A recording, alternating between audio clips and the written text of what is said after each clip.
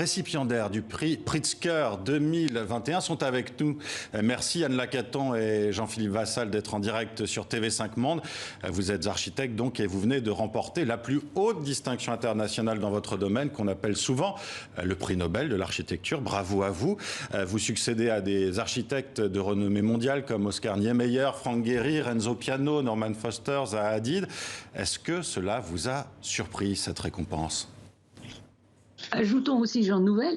Ah, j'allais en parler après, justement, Jean Nouvel et Christian de Portzamparc, pour parler des Français, puisqu'il y a eu seulement 2 Français avant vous. Hein.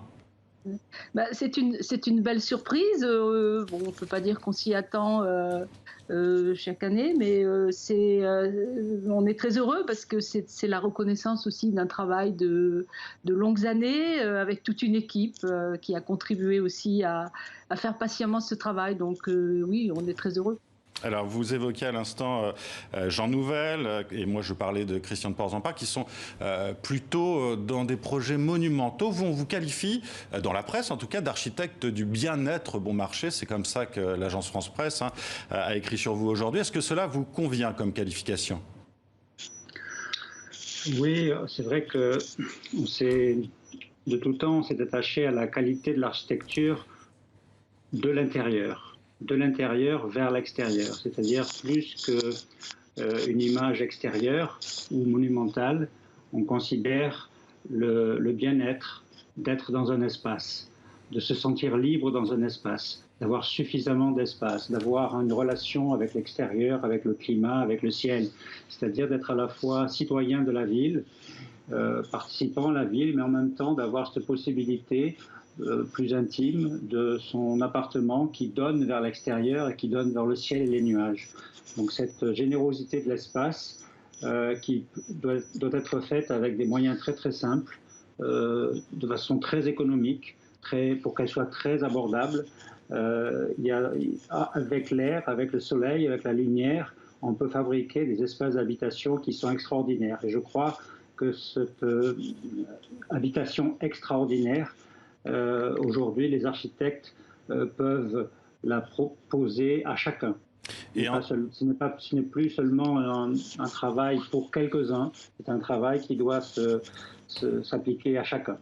Et en ces temps de confinement, justement, où beaucoup qui vivent dans des appartements assez réduits, notamment dans les grandes villes, je pense que votre discours doit être aussi entendu, non, justement, cette notion d'espace généreux, être bien chez soi, avoir aussi ce dégagement vers l'extérieur, vers le ciel. Ça, c'est quelque chose aussi qu'on entend et c'est une demande des gens. Oui. C'est toujours ce qu'on a cherché à faire depuis la toute première maison qui aura bientôt 30 ans à Bordeaux, dans la banlieue de Bordeaux. C'est cette idée que le standard ne convient pas pour être bien quelque part et qu'il faut le dilater, il faut lui ajouter quelque chose et qu'il faut ces espaces supplémentaires d'appropriation pour vivre mieux. Donc c'est toujours ce qu'on a cherché à appliquer et c'est vrai qu'aujourd'hui les conditions dans lesquelles beaucoup d'entre nous se sont retrouvés à l'occasion de la pandémie sont pas acceptables. Elles devraient être beaucoup plus généreuses et beaucoup plus agréables. C'est important aussi pour la vie mentale, clairement. Vous l'avez dit, vous avez parlé de cette maison aussi, la maison Latapie à Florac, qui est une de vos œuvres signature. Et puis il y a aussi autre chose. Votre credo également, c'est transformer plutôt que démolir et reconstruire. Un discours qui doit être aussi de plus en plus entendu aujourd'hui dans le monde, avec une démarche aussi écologique, avec une réduction des coûts de réalisation. Je crois que c'est important de partir de l'existant, de partir de la ville existante. La ville existante est riche de toutes ses qualités, et y compris de ses problèmes.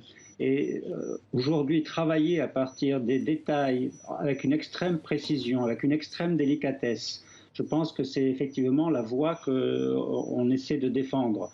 Travailler sur les richesses qu'on ne voit plus. Regarder la ville avec extrêmement de délicatesse et de précision, et partant de là, juste regarder ce qu'il faut rajouter, ce qu'il faut légèrement modifier, comment on peut répondre, comment on peut résoudre un certain nombre de questions. Donc faire attention dès le départ aux gens d'abord, aux arbres, à tout ce qui vit, aux bâtiments, et se dire qu'en transformant et en ajoutant, on peut aller beaucoup plus loin qu'en démolissant et en reconstruisant. Donc ça, je pense que c'est quelque chose qui nous paraît extrêmement important. On a vu quelques images de ce qui se passe dans le monde et on est affolé par ces démolitions, par ces destructions. Donc je pense que ce que nous importe, c'est vraiment de défendre l'existant et de travailler avec l'existant, de comprendre qu'il y a une richesse là, de gens qui ont déjà vécu, qui ont passé du temps, qui ont décoré. Derrière leur façade, on fait le maximum pour vivre de mieux possible. Il faut travailler à partir de ça. Et pour nous, c'est extrêmement important. Précision, attention, délicatesse. Il y a aussi quelque chose dans votre architecture, je crois, qui est inspiré par l'Afrique, où vous avez passé plusieurs années. Est-ce que ça vous a marqué? Est-ce que ça a forgé aussi votre regard sur l'architecture? Oui, je crois que c'était pratiquement une deuxième école, puisque je suis parti au Niger juste après mon diplôme et j'y suis resté 5 ans à la limite du Sahel à Niamey, à la limite du Sahel et du Sahara, et de voir à la fois l'hospitalité incroyable des gens qui sont là-bas, la façon dont ils sont capables d'inventer avec n'importe quoi, avec un bout de bois, avec un morceau de fer, avec autre chose, pour inventer des espaces pour s'abriter, pour se faire un peu d'ombre pendant la journée.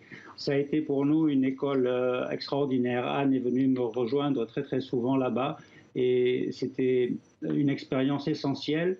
On y repense tout le temps et on essaie de voir comment on peut transcrire cette expérience, cette information en Europe, dans d'autres situations, dans un autre contexte, mais de travailler avec la même inventivité, avec cette idée du réemploi, de la réutilisation de situations urbaines pour essayer de donner le plus de générosité possible aux espaces qu'on fabrique. Merci Jean-Philippe Vassal, merci Anne Lacaton. Je rappelle d'ailleurs que vous êtes seulement la 6e femme à recevoir ce prix Pritzker.